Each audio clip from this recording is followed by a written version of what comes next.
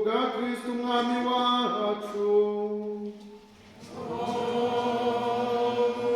Nyagasani Yezu nabane namwe.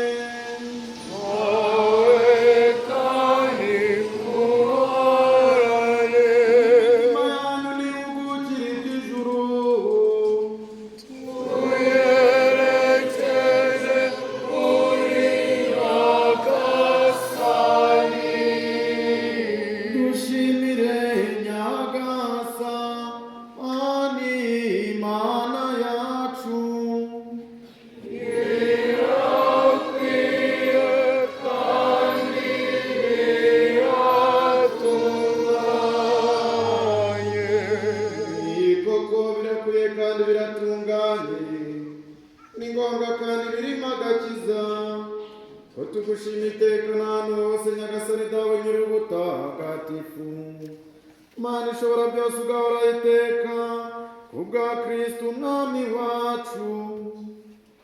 We wahamagaye imbaga ya muntu yagendaga mu mwijima akayiyobora mu rumuri rw'ukwemera akoresheje iyobera ryo kwigira umuntu kwe, kandi twebwe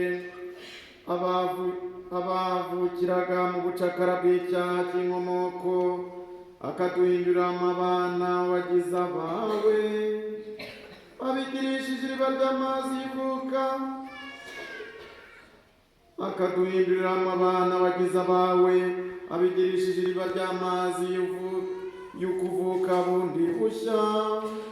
Icyo gitumye ibiremwa byo mu ijuru n'ibyo ku isi bigusenga bikagusingiza mu ndirimbo nshya.